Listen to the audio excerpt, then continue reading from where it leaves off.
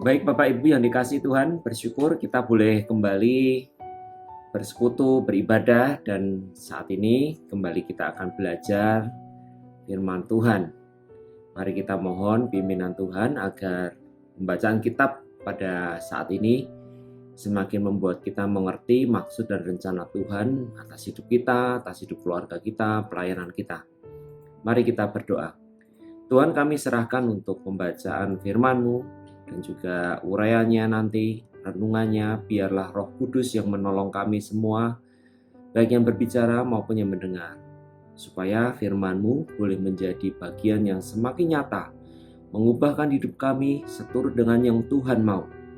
Sehingga dimanapun Tuhan menempatkan kami sebagai gereja Tuhan, sebagai orang-orang yang dipanggil keluar dari cara hidup kami yang sia-sia yang kami warisi dari nenek moyang kami, itu boleh menjadi garam dan terang dimanapun Tuhan menempatkan kami.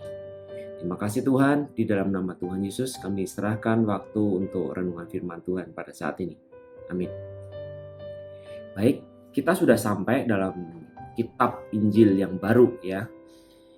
Jadi kemarin sudah selesai membahas Injil Matius dan sekarang kita masuk ke Injil Markus. Jika di Injil Matius, Tuhan Yesus itu diibaratkan seperti singa Yehuda, di mana penulis kitab Matius itu benar-benar mengambil banyak kutipan dari Perjanjian Lama untuk meyakinkan pembacanya bahwa Tuhan Yesus adalah Mesias yang dijanjikan, sebagaimana banyak dinubuatkan dalam Perjanjian Lama. Sedikit berbeda dengan itu, sudut pandangnya, Markus memberikan penekanan bahwa Tuhan Yesus itu sebagai lembu ya, sebagai lembu yang bekerja dan bekerja dan bekerja, yang melayani, yang benar-benar memberikan hidupnya untuk tuannya. Dalam hal ini untuk menyukakan hati Bapa. Sehingga nanti sepanjang kitab Matius kita akan melihat bagaimana Tuhan Yesus dikisahkan begitu runtut, tidak pernah seolah-olah ada jeda. Dia langsung mengerjakan ini, mengerjakan itu, mengerjakan ini, pelayanan di sana, di sini. Tidak ada henti-hentinya. Mari kita mulai dari perikop pertama, kitab Markus pasal 1 ayat 1 sampai 8. Di mana LAI memberikan judul di sini Yohanes Pembaptis. Saya akan membacakannya. Injil Markus 1 ayat 1 sampai 8. Inilah permulaan Injil tentang Yesus Kristus, Anak Allah. Seperti ada tertulis dalam kitab Nabi Yesaya, lihatlah, aku menyuruh utusanku mendahului engkau.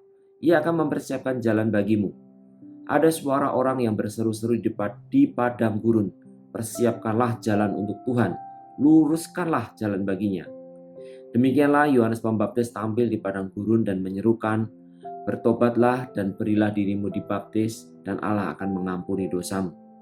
Lalu datanglah kepadanya orang-orang dari seluruh daerah Yudea dan semua penduduk Yerusalem, dan sambil mengaku dosanya mereka dibaptis di sungai Yordan.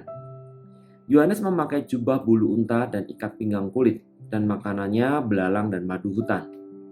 Inilah yang diberitakannya, sesudah aku akan datang ia yang lebih kuat daripadaku, membungkuk dan membuka tali kasutnya pun aku tidak layak.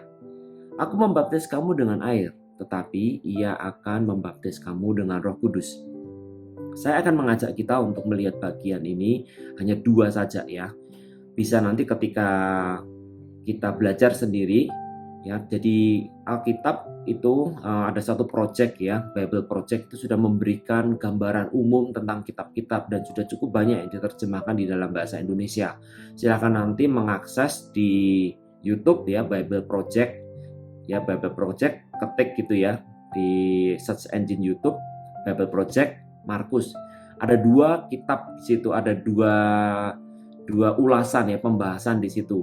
Yang lama yang sudah diupload sekitar 5 tahun yang lalu, dan yang satu bentuk kartun ya, lebih interaktif ya, lebih atraktif untuk anak-anak biasanya. Jadi visualisasinya lebih baik ya. Ada 2. Nanti silahkan dipelajari di sana supaya kita nanti bisa juga mendapat gambaran keseluruhan dari kitab Markus ini. Oke, kembali ke sini. Saya saat ini hanya ingin menunjukkan kepada kita 2 hal. Yang pertama yaitu tentang Injil ya, tentang Injil. Jadi Injil yaitu Evangelion, ya, itu adalah kabar sukacita. Artinya kabar sukacita, kabar gembira. Tentang apa? Tentang Yesus Kristus. Nah, ini pertama-tama ini harus kita benar-benar clear dan jelas di sini. Mengapa? Karena seringkali kalau kita lihat ya, Injil itu seringkali sudah berubah. Injil yang dikhotbahkan, Injil yang diceritakan, ataupun yang bahkan mungkin banyak diajarkan di mana-mana dan di banyak gereja, itu tidak lagi menceritakan tentang Kristus sebagai pusat beritanya. Melainkan apa? Mungkin motivasi, mungkin bagaimana cara supaya bisa lepas dari masalah, bagaimana supaya keluarga harmonis, bagaimana supaya keuntungan ataupun bisnis lancar, anak-anak diberkati dan sebagainya. Lupa ya perlahan-lahan dunia ini membuat akhirnya Injil itu menjadi kabar gembira versi dunia. Kabar gembira versi dunia apa? Kalau seseorang tadi keluarganya bahagia, sukses ya. Kabar gembira supaya apa? Lepas dari hutang ya. Jadi punya mobil dan seterusnya dan sebagainya. Sama-sama kabar gembira, tetapi kabar gembira yang dimaksudkan oleh Markus adalah kabar gembira tentang kedatangan Tuhan, yaitu Yesus Kristus, yang bekerja begitu rupa untuk menyenangkan hati Bapa. Jadi kalau kita percaya kepada Tuhan, ya, atau kita sedang mencari, kita belajar firman Tuhan, kita melayani, kita melakukan ini dan itu, ujung-ujungnya bukan supaya kita semakin mengenal, supaya kita semakin mengasihi Dia, maka ada sesuatu yang harus kita pikirkan baik-baik.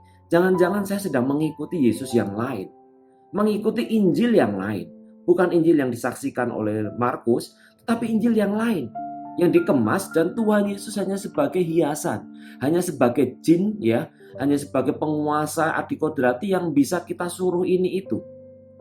Dan ini sangat berbahaya. Ini sangat berbahaya karena apa? Akhirnya menempatkan orang percaya itu di atas ya, otoritasnya itu di atas Tuhan. Mengerikan sekali ya. Orang percaya ya. Jadi konsep seharusnya kan Allah sebagai penguasa di atas. Kemudian Allah memberikan mandat budaya kepada manusia di tengah untuk menguasai bumi. Ya. Jadi Allah di atas, kemudian manusia diberi mandat untuk menguasai di bumi, mengelola bumi ini. Tetapi dosa sudah memutarbalikkan begitu rupa. Manusia menghambakan diri di bawah dunia ini. Kekayaan, emas ya, hasil-hasil tambang seperti itu kan benar-benar luar biasa. Menguasai hidup manusia. Sehingga apa? Dunia ini membentuk manusia berdosa dan manusia berdosa ini celakanya ya. Celakanya mereka menggunakan Allah. Dosa sudah membuat banyak anak-anak Tuhan berlaku kurang ajar kepada Tuhan. Mari kita melihat baik-baik. Injil yang disaksikan di Alkitab ini adalah Injil yang menempatkan Kristus, Sang Anak Allah itu sebagai pusatnya. Bukan yang lain. Bukan masalah-masalah kita. Tetapi Kristus yang sebagai anak Allah sudah datang, dan itu adalah kabar sukacita yang akan membebaskan kita dari dosa-dosa kita. Itu yang pertama ya. Jadi dari pertama ini saja di satu ayat ini seharusnya nanti akan terus ya menjadi pagar supaya pikiran kita, pengiringan kita kepada Tuhan itu tidak diselewengkan oleh si jahat. Ingat, si jahat menggunakan ayat-ayat begitu rupa untuk menipu orang-orang percaya. Dan si jahat tidak segan-segan memakai Alkitab. Kita ingatkan pencobaan Tuhan Yesus. Tuhan Yesus dicobai memakai Alkitab. Ada tertulis mengenai engkau, ya. Ada tertulis mengenai engkau. Seperti itu. Kita bisa ingat lagi ya, buka lagi di Matius keempat. Kita juga barusan kemarin memperingati hari Kamis Putih, Jumat Agung, Paskah. Siapa yang menyalibkan Tuhan Yesus? Itu bukan orang-orang penyembah berhala, bukan? Tetapi orang-orang yang memegang teguh Taurat Tuhan. 613 detail dari uraian Taurat itu, perintah-perintah itu didetailkan 613 dilakukan dengan begitu setia. Dan mereka merasa sedang melayani Tuhan. Jadi ingat ya, iblis akan menyesatkan orang-orang percaya dengan memelintir firman Tuhan sedemikian rupa sehingga kita orang-orang percaya ini merasa sedang melayani Allah, padahal sebenarnya bukan. Dan itu tandanya kita bisa lihat dari ayat 1 ini yang luar biasa ini. Ketika pusat hidup kita bukan lagi kepada Kristus Sang Anak Allah, tetapi pusatnya kepada kita sendiri, mungkin kepada pelayanan-pelayanan kita, kepada mungkin gereja kita, atau pasangan, atau anak, atau pekerjaan, sinode, atau apapun. Karena tugas setan, ya, tugas ilah-ilah zaman ini itu hanya membuat kita meleset dari sasaran. Entah melesetnya ke atas, ke bawah, ya. Definisi dosa amartia itu meleset dari sasaran. Terserah mau meleset kemana. Ia akan membuat kita meleset di area putih, meleset di area hitam, ya seperti dartboard itu ya, tempat panahan itu. Begitu kita meleset dari Injil yang sejati, yaitu tentang Kristus sebagai keutamaan, sebagai pusat berita dan sebagai center hidup kita, maka kita sedang berada ataupun menjalani satu kekristenan yang salah, dan itu akan membuat kita tersesat. Dan kalau itu dibiarkan, kita akan menyesatkan orang-orang yang ada di sekeliling kita. Jika kita adalah orang-orang yang melayani, maka celaka. Karena apa? Kita akan menyesatkan orang-orang yang kita layani. Penting sekali ya. Harus tentang Yesus dan Yesus sebagai anak Allah. Lalu yang kedua, ya. Yang kedua, saya ingin mengajak kita melihat tentang profil Yohanes Pembaptis. Jadi Yohanes Pembaptis di sini sudah ditunjukkan ya, dia melayani itu bukan atas kehendaknya sendiri. Dia menjalani satu peran yang sudah diberikan, sudah dinubuatkan tentang dirinya, dan dia setia di sana. Perhatikan yang menarik di sini ya, perhatikan yang menarik cara dia menjalani pelayanan tersebut. Ya, beberapa waktu kita membahas Matius, hal ini sudah saya bahas ya sekilas, tapi saya akan ulang lagi di sini juga. Jadi perhatikan, mari kita kembali ke 2000 tahun yang lalu, bagaimana pengertian orang-orang yang melayani. Tentu ya, kita dengan mudah menemukan bahwa kalau pelayanan ya di bait suci, masuk dalam sistem keagamaan Yahudi pada waktu itu. Seperti orang Farisi, imam-imam kepala, ahli-ahli Taurat, mereka mengenakan jubah, mereka di bait Allah, mempersembahkan ini, mempersembahkan itu, ya menerima korban, mereka dengan kesibukan seperti itu. Namun perhatikan di sini, bagaimana Yohanes Pembaptis menjadi satu-satunya orang ya pada waktu itu di masyarakat yang sangat agamis pada waktu itu memulai satu bentuk pelayanan yang aneh. Kenapa aneh? Dia tidak melayani di pusat tempat pelayanan tetapi di padang gurun. Loh, siapa yang ada di padang gurun? Siapa yang ada di padang gurun? Ya. Kita ya, saya bahkan juga memikirkan, lah kalau mau buka gereja, buka pelayanan kan tentu kebanyakan orang akan mencari di kota-kota besar. Sehingga tidak heran kita melihat ya di ruko ya ataupun di mall yang besar bisa ada 2 gereja, 3 gereja di sana. Ya di ruko-ruko bisa saya berjejal seperti itu. Di satu kelurahan ya bisa ada beberapa gereja. Apalagi kalau itu di kota-kota besar, di mana banyak orang-orang kayanya. Itu ada gereja-gereja yang besar di sana pasti. Sementara di daerah-daerah lain di Indonesia ini ada begitu banyak tempat yang tidak ada gerejanya. Lihat ya, ada sesuatu perbedaan ya. Satu perbedaan sehingga apa? Pelayanan yang dikerjakan orang-orang Farisi pada waktu itu, ahli-ahli Taurat dan sebagainya, ya mungkin sedang terus terjadi saat ini di mana orang-orang mengerjakan pelayanan menurut pemikiran dan hikmat mereka sendiri. Dan dalam hal ini lebih mengerikan lagi kalau sekarang ketika gereja itu di marketing sedemikian rupa. Lah marketing butuh apa? Butuh banyak pendengar. Butuh banyak pendengar di mana? Tempat yang padat penduduknya, tempat yang tentu di kota-kota besar. Sehingga terjadi persaingan. Bukan pertambahan orang percaya, tetapi perpindahan dari satu jemaat ke jemaat yang lain. Difasilitasi begitu rupa, diberikan kenyamanan begitu rupa. Jadi, maaf kata, gereja jadi seperti bank, gitu. Memberikan fasilitas kepada nasabahnya ini dan itu, ya. Memberikan, menawarkan keuntungan, kenyamanan, sehingga lupa bahwa Yesus yang dilayani ketika melayani itu tidak memberikan itu semua. Bahkan kalau kita ingat ya, ketika Tuhan Yesus memberikan pelayanan, ada orang muda kaya yang saleh mau datang, apa yang Tuhan Yesus perintahkan? Suruh menjual, ya kan, semua miliknya dan ikut dia kan. Kenapa begitu? Itu tidak akan terjadi bukan sekarang ini? Wah, kalau kita bayangkan itu terjadi saat ini ya, saya membayangkan itu misalnya ada seorang pengusaha kaya raya di Jogja ini gitu kan, datang dia baik banget mau bergabung di gereja kami gitu kan. Wah, tentu ya biasanya saya mengibaratkan ekornya langsung goyang-goyang ini. Ya, seperti saya punya anjing gitu ya. Senang sekali. Oh, kapan lagi dia bisa punya seperti ini? Seringkali seperti itu, dan kalau orang ini sangat saleh, dalam waktu singkat dia bisa langsung jadi pengurus ya ke sana. Tetapi yang Tuhan Yesus lakukan berbeda sekali. Sekali lagi ini Yesus yang disaksikan di Alkitab ya. Mari kita renungkan cara pelayanan dia dan kita bandingkan dengan apa yang sedang saya dan kita semua kerjakan saat ini. Kalau sampai bedanya terlalu jauh, ya mungkin kita sedang mengikuti Yesus yang lain. Jadi kita kembali ke sini, Yesus di situ tidak memberikan ya, kalau tadi gereja-gereja kebanyakan mengentertain calon-calon nasabah ataupun calon-calon anggotanya, Tuhan Yesus sama sekali tidak mengentertain.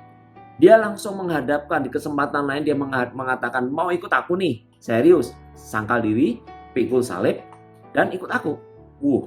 Salib ya, bukan seperti saat ini kita memahami salib. Pada waktu itu salib itu adalah sesuatu yang mengerikan. Artinya apa? Dia harus benar-benar mati, ya, benar-benar mati secara terhina.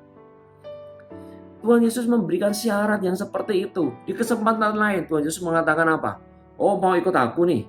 Kalau kamu mengasihi bapakmu, ibumu, ya, anakmu, ya, melebihi dirimu sendiri atau nyawamu lebih di dirimu, kamu nggak layak ikut aku. Ini orang-orang yang mau ikut loh.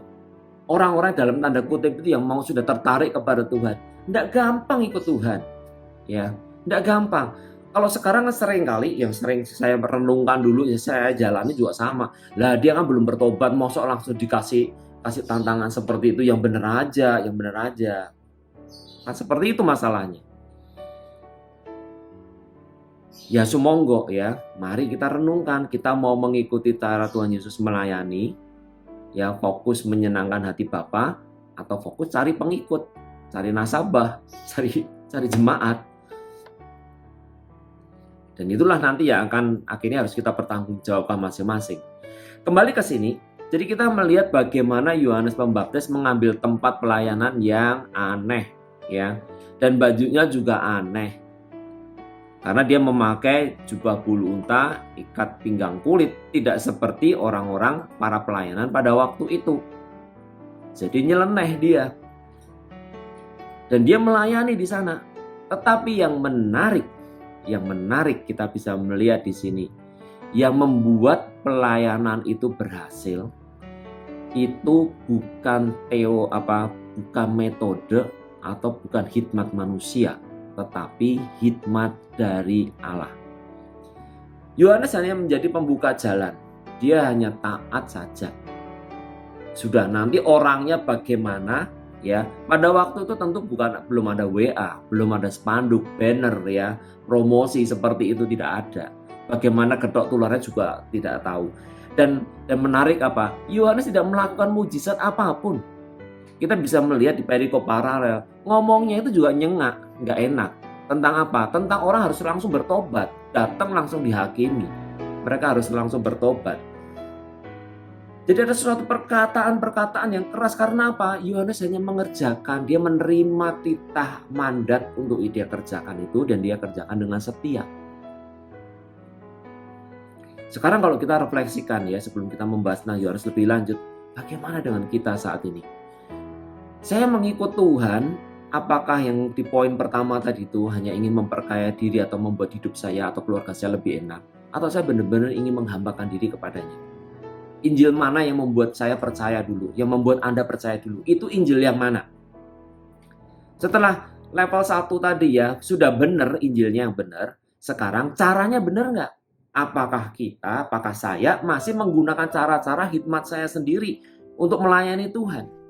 Dari sini kita bisa melihat bagaimana Yohanes Pembaptis menjadi teladan bagi kita. Ya sudah, kalau Tuhan suruh melakukan pelayanan yang model aneh, maksudnya secara marketing ini kan sesuatu yang maaf kata bodoh kan? Ya, bodoh, ngapain pelayanan di padang gurun gitu. Padang gurun itu tempat untuk menyepi ya. Padang gurun bukan tempat untuk pelayanan. Tapi inilah yang Bapak berikan, gariskan ya. Dan Yohanes Pembaptis mengerjakannya dengan setia, panggilan tentang dirinya. Dia penuh Roh Kudus dan dia tidak ada mujizat-mujizat yang dia lakukan. Dia tidak perlu memboster pelayanannya, memberikan tambahan-tambahan supaya menarik orang. Karena tugas dia itu hanya membuka jalan untuk Sang Mesias. Lalu yang kedua dari Yohanes yang kita bisa temukan di ayat ke-7 dan ke-8. Dia setia dalam isi beritanya. Jadi yang pertama tadi, caranya dia melayani, tempatnya, caranya. Dia tidak mengandalkan hikmat manusia, tetapi sungguh-sungguh dia mencari pimpinan Tuhan. Dan Roh Kudus yang ada di dalam dirinya, yang sudah memenuhi hidupnya sejak dari lahir, ini menjadi potret bagi kita. Kalau orang dipenuhi oleh Roh Kudus, maka dia akan melayani di tempat dan dengan cara yang Tuhan mau. Bukan yang seperti pada umumnya, karena tidak semua pelayanan itu harus seperti yang pada umumnya. Dan saat ini kita bisa melihat. Lalu isi beritanya ini sama. Sama sekali Yohanes tidak berusaha untuk mempromosikan dirinya. Dia setia. Apakah Yohanes tidak bisa membuat mujizat? Seperti yang mungkin dikatakan ataupun dikenal banyak saat ini ya. Kalau Roh Kudus ya biasanya harus ditandai dengan mujizat ya. Harus bisa bahasa baru ya, seperti itu kan ada ayatnya juga dan seterusnya. Ya tentu selalu ada penjelasan ayat. Tetapi menarik di sini tidak ada catatan sedikit pun dalam keempat Injil Yohanes Pembaptis itu mengatakan berbahasa baru, bahasa lidah, dia melakukan mujizat, enggak. Semua yang dilakukan itu mungkin mirip kebanyakan orang-orang percaya pada saat ini. Dari kelompok evangelical gitu ya. Evangelical itu dari gereja-gereja yang cenderung presbiteran ya, yang bukan gereja-gereja karismatik. Ya seperti itu biasa ya, nasihatnya biasa ya, seperti itu menegur dengan jelas. Jadi tidak ada hal-hal yang bersifat adikodrati. Dan yang menjadi fokus Yohanes Pembaptis pada waktu itu adalah dia tetap mengutamakan Sang Kristus. Sehingga itu jelas sekali. Dia lebih berkuasa dari aku dan membuka tali kasutnya, aku nggak layak. Dan Tuhan Yesus itulah, Sang Anak Domba itulah yang akan membaptis dengan Roh Kudus. Jadi dia setia dalam panggilannya. Nah ini nanti yang harus terus menjadi barometer atau parameter yang harus kita gunakan.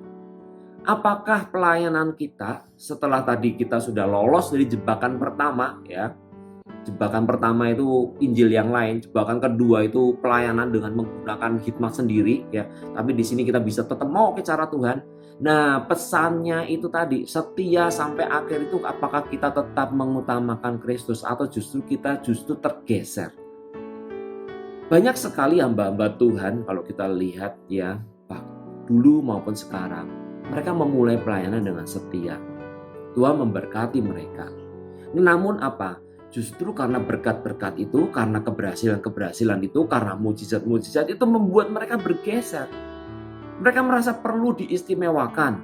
Mereka perlu merasa mendapatkan ini dan itu. Ya, mereka merasa bahwa akhirnya orang lain itu bukan lagi. Jadi konsep imamat rajani di mana semua ini adalah imamatnya Tuhan itu menjadi hilang. Dia terjebak kembali ke model perjanjian lama. Dia merasa bahwa dialah yang lebih superior terhadap yang lain. Seperti itu. Tentu dengan ayat-ayat, dengan pengalaman, jam kerja yang tinggi. Sehingga tidak lagi mengandalkan Tuhan, ya, tidak lagi mengutamakan Tuhan, tetapi lebih mengutamakan diri sendiri, ya, hikmat sendiri, pelayanan sendiri. Ini sangat berbahaya. Tidak lagi memberitakan siapa Kristus, tetapi memberitakan siapa saya. Coba perhatikan ya, coba perhatikan. Ketika kita kesaksian, ketika kita mendengarkan khotbah ya, coba lihat berapa banyak kata ganti orang pertama yang dipakai. Saya, aku, saya, aku gitu. Banyaknya berapa dibandingkan dengan Tuhan, Tuhan, Tuhan, Tuhan. Coba bandingkan ya. Ketika kita testimoni aja, kesaksian, sharing di kelompok, di komsel dan sebagainya.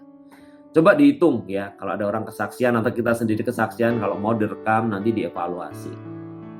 Dari situ kita tahu kok, siapa yang sedang kita coba besarkan, siapa yang sebenarnya menjadi center of life kita. Yesus kah?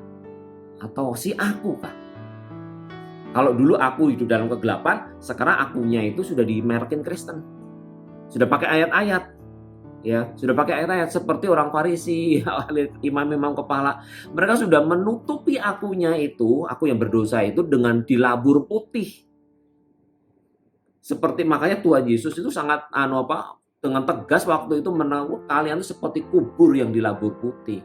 Atasnya kelihatan bersih, tapi dalamnya penuh dengan kenajisan, kebusukan, kemunafikan.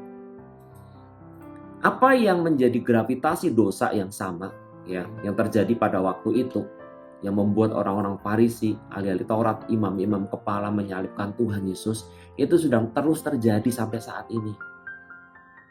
Saya juga digravitasi seperti itu, dan Anda juga sama, sampai mati nanti. Ya, sampai mati. Karena mau tidak mau gini, Tuhan akan menggenapi janji ketika kita setia. Ya, janji-janjinya. Nah, seringkali kalau kita nggak hati-hati, justru janji-janji ataupun penggenapan-penggenapan itu yang membuat kita akhirnya kepleset. Hak istimewa itu membuat kita kepleset kalau kita nggak kuat menanggungnya.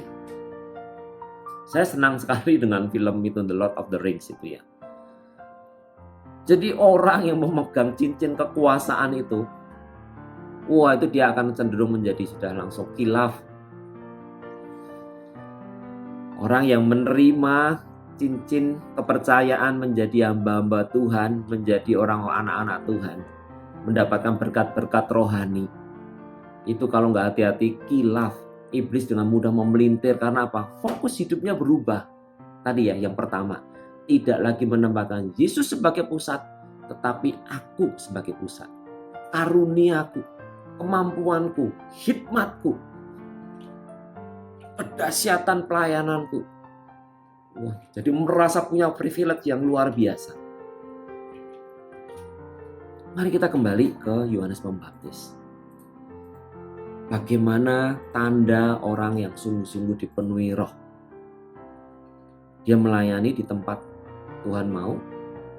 Dia memberitakan apa yang harus dia beritakan, dan dia menempatkan dirinya sebagaimana semestinya. Dia hanya alat, tidak yang lain.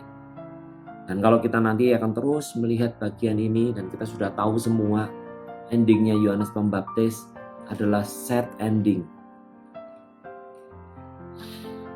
Siap dipenuhi Roh Kudus dan menjajaki, menapaki pelayanan yang seperti Yohanes Pembaptis. Inilah Injil Markus. Ini baru pesuruhnya, forerunnernya. Kita akan melihat nanti dari Tuhan Yesus, Tuhannya Yohanes Pembaptis. Itu lebih dahsyat lagi. Bagaimana dia menghambakan diri, mengosongkan diri, mengambil rupa seorang hamba, mati terhina di kayu salib. Dan kalau kita nanti sudah lihat dari Bible Project, kita akan menemukan sama ya, forerunnernya niru tuanya, sama ini. Bahwa perjuangan mereka, pelayanan mereka itu tidak dinilai dengan ukuran lahiriah, apalagi dengan ukuran keberhasilan manusia, pelayanan atau apapun yang ada di dunia ini, tetapi perkenanan hati Bapa. Dan untuk mereka berdua yang terjadi matinya, ya, ending mereka di dunia ini tidak menyenangkan. Dan kalau kita lihat nanti ke belakang lagi, para murid kecuali Yudas, ya sejarah mengatakan dari sejarah gereja, mereka juga endingnya tidak menyenangkan. Hanya Yohanes, murid Tuhan Yesus ya, itu yang mati di Pulau Patmos, mati tua. Nggak tahu matinya bagaimana. Yang lainnya mati dihukum mati. Ada yang disalib terbalik seperti Petrus, ya Paulus dipenggal kepalanya. Ini kabar sukacitanya. Sukacita yang beda dengan sukacita yang dunia ini berikan, bukan? Inilah kekristenan. Jadi mari kita siap-siap ya. Setelah ini kita akan melihat ya mulai minggu depan bagaimana kita harus belajar melihat lagi kekristenan itu seperti apa. Ya, kekristenan yang Tuhan Yesus ya, bukan kekristenan ala-ala ya. Bisa ala pengajar ini. Kita mau kembali ke sini ke Alkitab. Kita baca Tuhan Yesus itu seperti apa, pelayanannya seperti apa, sama seperti kita lihat Yohanes Pembaptis. Kita ikutin aja deh yang ini. Ya, kita ikutin aja yang ini. Saya bisa salah, ya saya bisa salah. Mari ya, kalau mungkin ada yang mau nanti menyanggah nggak apa-apa. Ya kita bisa diskusikan, ya kita bisa diskusikan di sini. Saya bisa salah, tetapi mari kita kembali. Kesulitan-kesulitan dan musuh kita ya, saya membuat disclaimer dulu. Kesulitan-kesulitannya kemungkinan besar justru sama seperti itu kesulitan-kesulitan yang dialami oleh Yohanes, yang dialami oleh Yesus, yang dialami oleh para reformator. Kesulitan-kesulitannya seringkali justru datang dari otoritas di mana kita menggabungkan diri. Bisa jadi dari gereja, dari sinode, jadi lembaga-lembaga keagamaan yang akan mungkin melihat, wah ini nggak sesuai, ya, tidak sesuai dengan tradisi ya. Kalau dulu ya tidak sesuai dengan konsili ya keberapa gitu ya. Tidak sesuai dengan ini, tidak sesuai dengan aturan ADART dan sebagainya. Ya, siapa yang ingin kita layani? Manual apa yang kita mau gunakan sebagai dasar pelayanan dan panggilan hidup kita? Mari kita berhitung mulai dari sekarang. Kalau kita mau sungguh-sungguh kembali kepada Tuhan, kepada firman-Nya, ya ayo. Bersama-sama dengan saya kita jalani. Tidak tahu ke depannya akan seperti apa, jadinya seperti gimana. Tapi Tuhan sudah memberikan contoh di sini. Udah ikutin aja, taat aja. Hasilnya bagaimana ya enggak tahu, ya kan? Enggak tahu. Kalau kita kembali ke perjanjian lama, beberapa hasilnya luar biasa kan? Seperti Abraham gitu ya, diberkati. Daud dia menang luar biasa. Salomo gitu kan. Walaupun sayang sekali ya Daud dan Salomo khususnya Salomo di akhir hidupnya seperti itu. Tapi bagaimana dengan Yesaya, Yeremia, Yeskiel? Ya saya bahkan di beberapa komentar kita bisa melihat sepanjang hidupnya tidak ada satu orang Israel pun yang percaya kepadanya. Bayangkan, dia dianggap nabi sesat, sementara nabi-nabi palsu itu yang luar biasa yang dipercayai. Baik, itu saja yang ingin saya sampaikan. Mari kita kembali melihat Yohanes Pembaptis dan peran itu juga yang sedang ditawarkan kepada saya dan kepada Anda sekalian. Menjadi seperti Yohanes Pembaptis, membuka jalan untuk Sang Raja, yaitu Yesus Kristus, dan Dia yang harus menjadi yang utama dalam pemberitaan kita, menjadi pusat hidup kita. Dan harus kita ikuti cara-caranya, dan Dia harus benar-benar yang menjadi semuanya. Jadi bukan kisah-kisah kita, bukan aku-akuku yang disuapin ya akhirnya bisa ini itu, bukan, tetapi bagaimana Tuhan melakukan ini dan itu atas hidupku, mengubah kita dari cara pikir, cara hidup yang sia-sia menjadi cara hidup yang ilahi.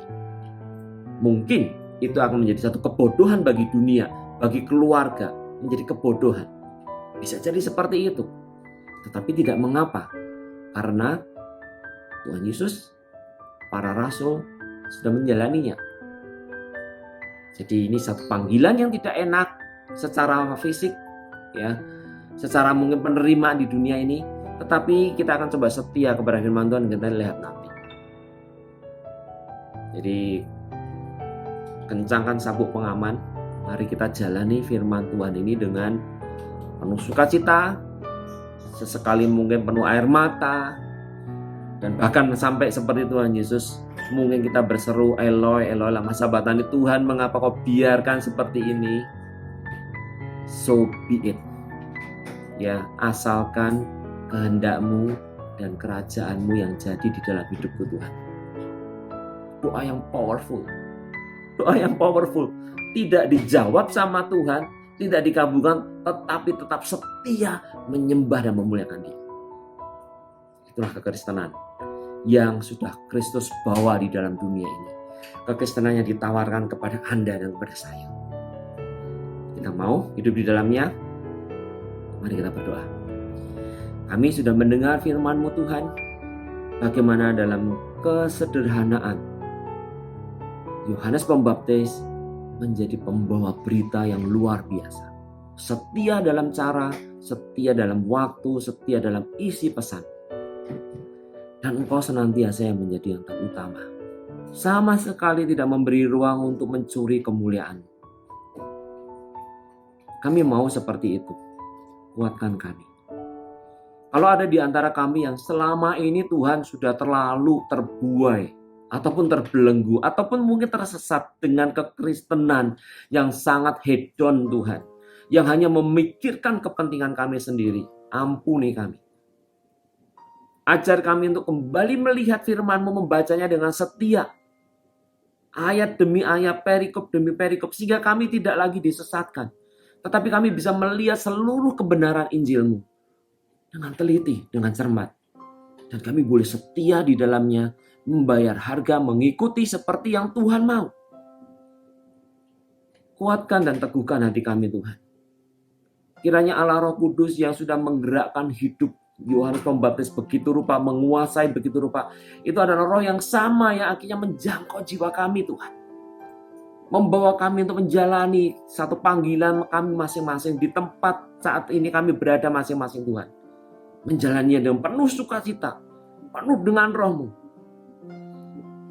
Dan tidak lagi membandingkan atau menginginkan pelayanan ini itu yang tampaknya glamor ataupun tampaknya berhasil menurut ukuran-ukuran dunia ini.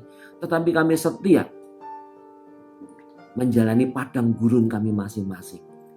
Untuk menyatakan bahwa Yesuslah anak Allah yang sudah menjamah hidup kami, mengubah hidup kami untuk menjadi baru.